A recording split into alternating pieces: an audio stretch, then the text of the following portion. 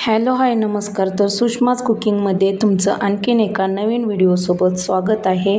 तर छान असं उन्हाळ्यासाठी आपल्याला चवीला ताटाला तोंडी लावण्यासाठी चवीसाठी आपण छान असं मिरचीचं ताजं असं चटपटीत लोणचं बनवणार आहोत.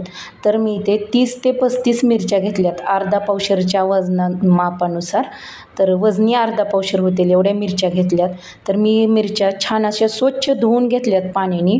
पाणी काढून घेतलं आणि कॉटनच्या कपड्यावरती छान असं आपल्याला त्या मिरच्या कोरड्या करून घ्यायच्यात बघा. तर मी मिरच्या छान अशा पुसून कोरड्या करून घेते. तुम्हाला जर वेळ नसेल मिरच्या धुवून स्वच्छ करायला तर तुम्ही फक्त मिरच्या पुसून घेऊ शकता कपड्याने अशा छान अशा. म्हणजे लोणचं छान असं टिकतंही आणि मुरतंही व्यवस्थित राहतं. त्याला बुरशी वगैरे काही येत नाही बघा लोणच्याला. तर अशी ट्रिक वापरून तुम्ही छान असं ताजं चटपटीत लोणचं बनवू शकता. तर मी इथं मिरच्याची बघा छान कोरड्या करून घेतल्या आणि मिरच्याची देठ काढून घेते. तर सगळ्या मिरच्याची अशी देठ काढून घेते आणि आपल्याला यात आपल्याला मसाले वगैरे घालून घ्यायचे आहेत बघा. तर जास्तही मसाले वगैरे घालणार नाही मी, अगदी मोजके घरच्या साहित्यामध्ये बनणारं लोणचं आहे. तर मी इथं बघा छान असे काप करून पातळ असे काप करून घेते मिरच्याचे. तर मधनं अशी कट करून घेतली आहे बघा मिरची आणि त्याचे पातळ असे काप कट करून घेतलेले आहेत. तुम्हाला जर असे करायचे नसतील तर तुम्ही मिरच्याचे काप गोल देखील करू शकता.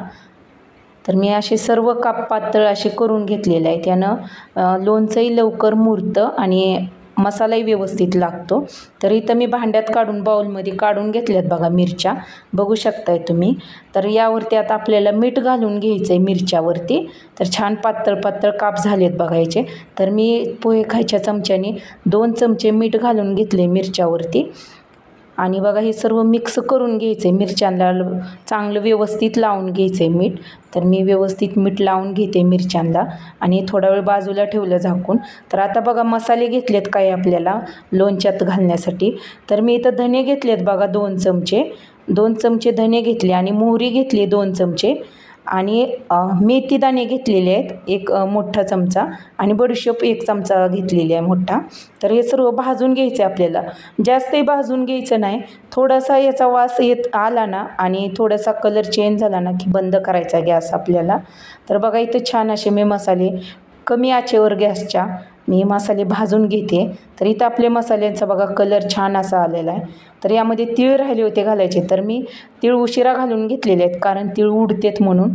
पहिले जर तीळ घातले तर मसाल्यामध्ये राहणार नाहीत बघा, कढईमध्ये सर्व उडून गेले असते आणि बाकीचा आपला जो मसाला आहे तोही छान असा भाजला नसता.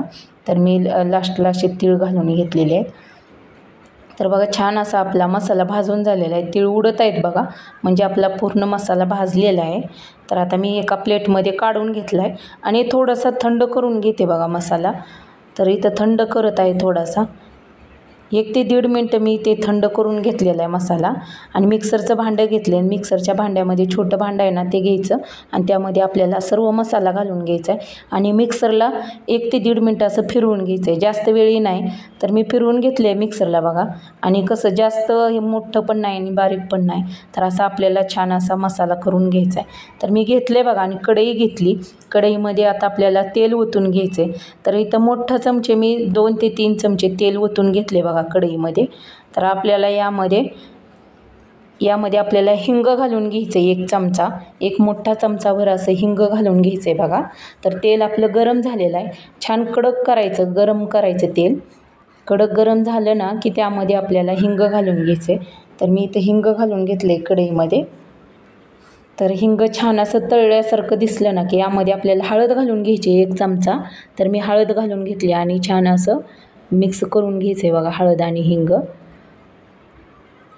तर हे थोडंसं गॅस बंद केला आहे मी. थोडंसं हे थंड झालं ना की आपल्याला मिरचीमध्ये घालून घ्यायचं आहे बघा हे.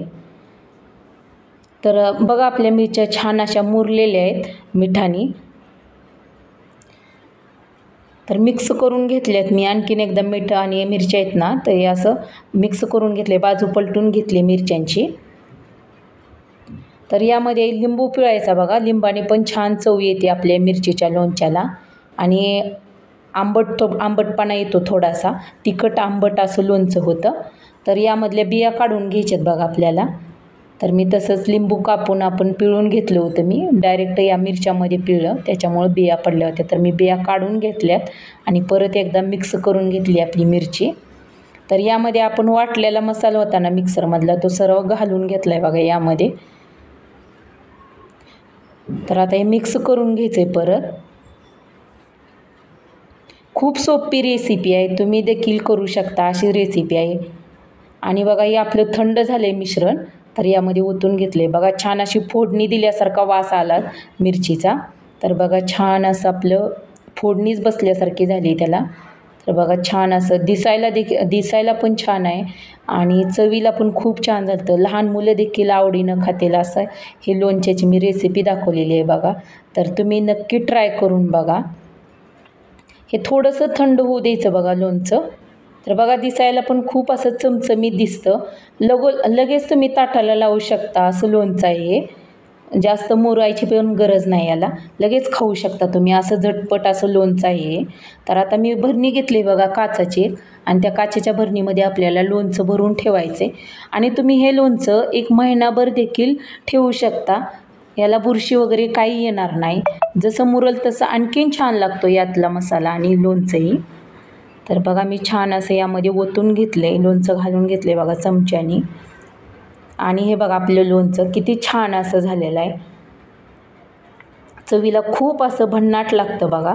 तर तुम्ही देखील बनवून बघा आणि मला कमेंट करून सांगा तुम्ही कसं लोणचं बनवताय ते.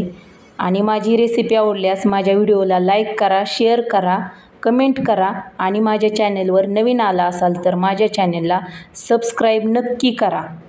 तर धन्यवाद, भेटूया पुढच्या व्हिडिओमध्ये.